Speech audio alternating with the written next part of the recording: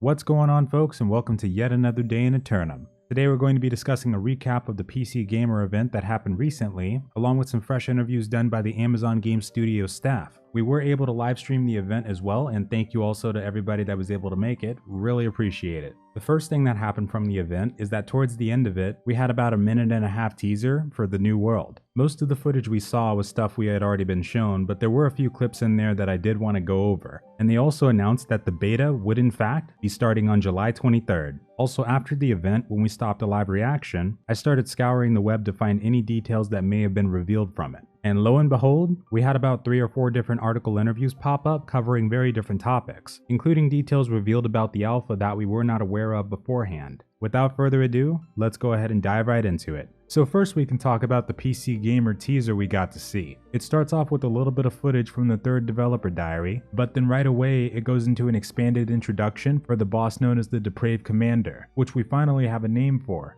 Looks like this is going to end up being one of the field bosses we'll come across, and I'm just hoping we get the chance at getting that good looking flaming sword. We also get a close-up of what's known as the Dryad Beast from the Angry Earth faction, who looks to be almost as dangerous, if not more so, than the Spriggan. We also get some more clips of some other characters exploring through the world and another look at the territory war. Most of the rest of this we've already seen, such as the invasions, but out of nowhere towards the end, this giant laser-infused skull pops out of the ground and starts aiming at the fortress. This is a boss we'll be able to fight during the invasion, which does look pretty cool, but the most interesting part of the footage was this section here. Before now, we've only seen shields in the offhand slot while using a sword, but now we get our very first look at someone wielding a torch. This could mean that you might be able to wield other one-handed weapons with it, such as a pistol, or maybe a throwing axe. And if we can, I wonder if the torch will give us any new skills or if it's just there for the aesthetic. Either way, since they're able to design the tool to go in the offhand, maybe in the future we'll see a showcase of dual wielding or even a talisman offhand weapon to be used for people who want to build as a battle mage. Since the intelligence stat works the way it does, it sounds like something you could go for like we talked about before.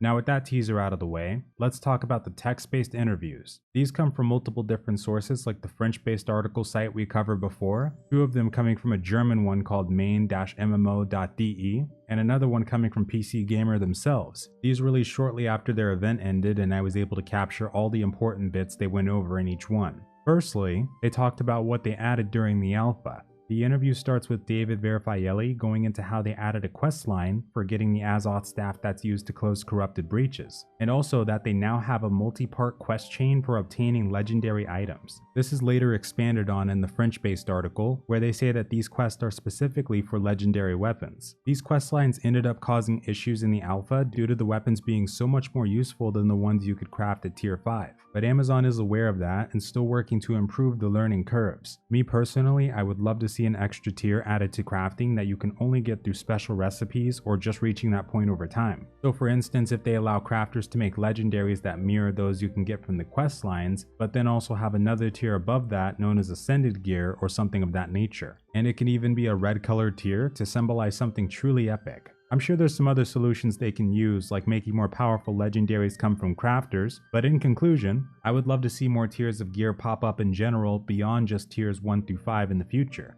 After that, they also confirmed that at launch, the Spriggan is the only arena boss they will have. It said that recently on the alpha forums there was a confirmed group kill of the boss that lasted for only about a minute and 30 seconds, which of course is incredibly short. AGS had originally designed the Spriggan to be difficult for their developers, but when the players got in, their perspective on that changed. And as a result, the Spriggan is still being tweaked to provide more of a challenge before launch. This is also where they talk about other field bosses such as the Depraved Commander and a Corrupted Priest, but luckily those will be open world based, so we'll be able to fight those and the others we've learned about at just about any time. The next one's just a small piece of info, but regarding perks, we're only able to have 3 maximum at a time. So when we looked at the weapon showcase a few days ago, the equipment that was purple grade is the one that had the max amount of perks on it. Amazon Game Studios says later in this article that from what they've learned from the alpha, they are expecting some unbalance early on in the game, which is also something we talked about being a big possibility for the game in a previous video. Just like it is for a lot of MMOs out there that deal with balance in terms of PvE and PvP.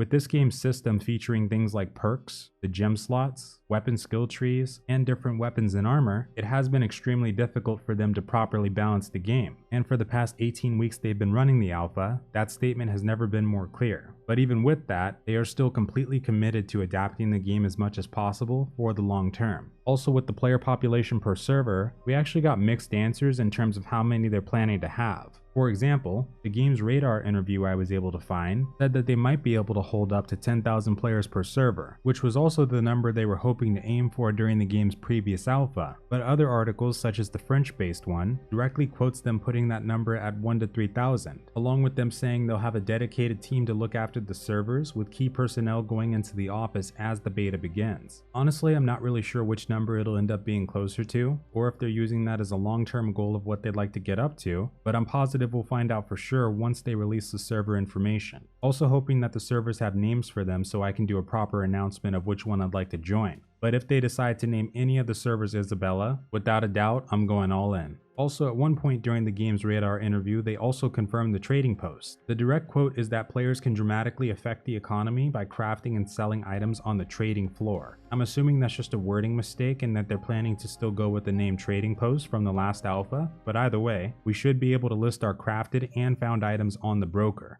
For the lore aspects of the game and history, they mentioned that they are going to expand it far beyond what we know now. Like what we talked about before, we'll have access to documented lore pages scattered around the island.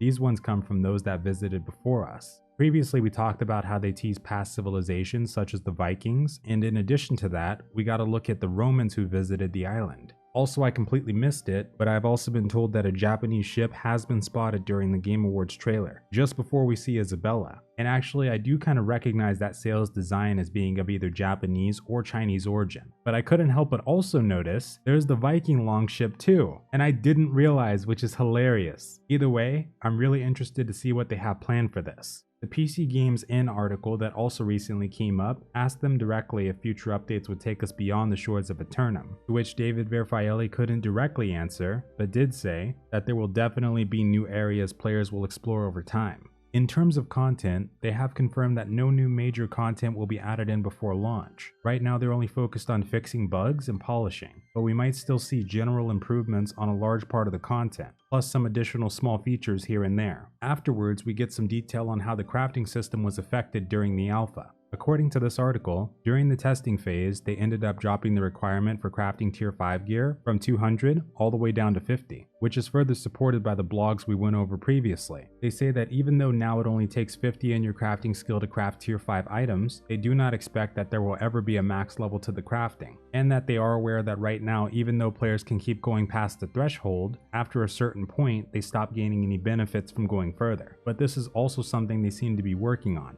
Now, on the topic of marketing, as we've seen already, they have confirmed that they are intentionally marketing at a slow pace to focus more on creating a game that will attract players over time. But that being said, they say that we will see things pick up over the next few months. So maybe they'll do something with longer gameplay, perhaps a full showcase of certain parts of the PvP or PvE content, or something like that would be really good. Also, it's been said that they're planning to release New World's roadmap closer to the launch of August 25th. So at that point, we might get a more in-depth look on where exactly they're planning to take the game. Alongside that, on July 23rd, the version of the game we get should contain all of the major features of the MMO that the release will offer. So that means there's a good chance that only what we've learned so far about the game and its content will be in it. Oh, and for their other content plans, they do plan to release at least one content-based patch per month, and plan to bring out new features in almost every single one of them. During this time, it'll be very important to send them our feedback and make suggestions known. That way, they can start taking the game in the best possible direction sooner rather than later. For dungeons and raids, they mention in the German article that even though no instance dungeons or raids are planned for New World's launch, it's something that isn't excluded from the future. And if players want them, that could end up being included in the direction they go. It's up to you guys. Would you like to see dungeons and raids in an instance form separate from the PvE arena? Or would you prefer just open world mechanics going forward?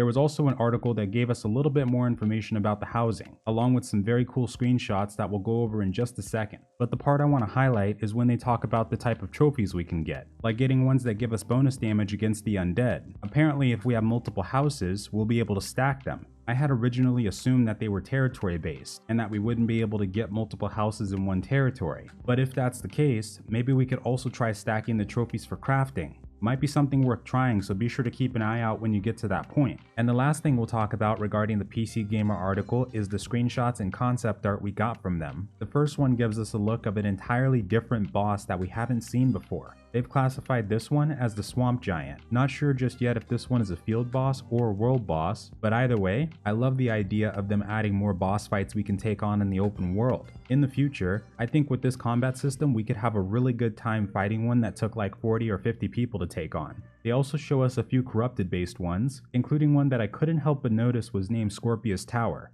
Judging by the name and the look of the structure, instead of a corrupted breach, this one appears to be a point of interest overran by the corrupted that used to belong to the ancients, considering we see their statues right here and here. This might actually be another one of the open world dungeons we heard about previously. Be sure to keep an eye out for this one. We also have some nature-based ones. They show off some animals, the angry earth mineral that appears to corrupt the land and animals the same way corruption does, and even a couple shots of undead pirates, which as we know from previous diaries, these guys belong to the Loth faction. Really loving the look of this one in particular, and I hope at some point we might be able to at least get that blade he's holding right there. Last few consist of some housing screenshots they included in the PC Gamer article, and it gives us a good idea of the unique designs we'll be coming across, along with the baseline of how the settlements will look. And with that, that's a full recap of all the interviews that came with the PC Gamer announcement. Let me know how you guys feel about the information so far. I know we didn't get a whole lot from this event specifically, but now that we know when the beta will begin, at the very least we'll be able to start preparing properly.